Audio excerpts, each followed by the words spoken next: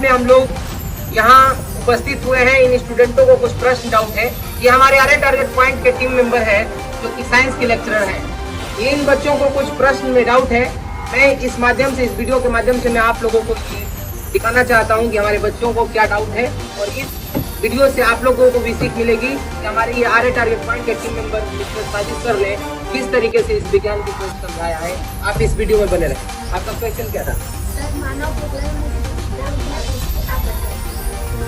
मानव फेफड़े के बारे में इस स्टूडेंट ने आपसे क्वेश्चन किया कि मानव फेफड़ा किस तरीके से कार्य करता है और मानव फेफड़ा में कितने भाग होते हैं। मानव फेफड़ा सबसे पहले बताऊं कि ये मानव शरीर का सबसे महत्वपूर्ण श्वसन अंग है। इसी की वजह से हम लोग सांस ले पाते हैं।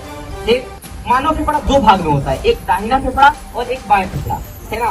मानव जो फेफड़ा है, मानव फेफड़े ऊपर से तो बहुत कोमल होता है और ऊपर से चिकना होता है, लेकिन अगर उसको अंदर से काटा जाएगा तो अंदर से मधुमक्खी के छत्ते का छेदा छेदा होता है। ठीक, जो छेदा होता है उसका नाम होता है वायु कोश। क्या होता है? वायु कोश।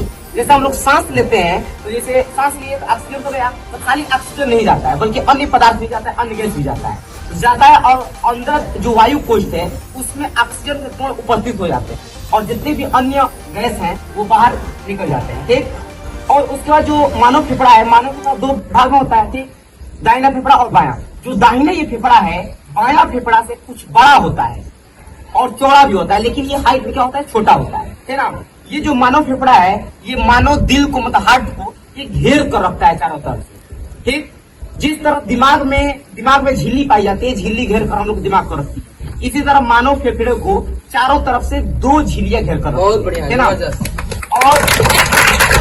दो झिल्ली एक फिर से जो मानव फेफड़ा है, मानव फेफड़ा में एक नली आती है जिसे प्राथमिक नली कहा जाता है। वो प्राथमिक नली आकर और मानव फेफड़ा में एंट्री करती है। ठीक, जहां पे एंट्री करती है उस बिंदु को नाभिका कहा जाता है। क्या कहा जाता है? नाभिका।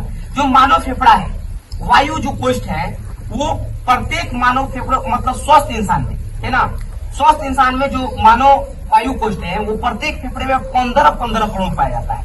मतलब जो बोल रहेगा छेदा वो कितने करोड़? 15 करोड़। ठीक, और यही अगर नवजात शिशु रहेगा, बबुआ है छोटी छोटी, उसमें क्या होगा? तो 2 करोड़ पाया जाता है। तो मानव फेफड़े में वायु कोष्ठ की संख्या 15 करोड़ होती है और यही नवजात शिशुओं में कितने करोड़? 2 करोड़ होती है। ठीक, मानव जो नली आती है वो जहाँ एंट्री करती है क्या कहते हैं? उसको नाभिका कहा जाता है। समझ गए? यही है। बहुत जबरदस्त।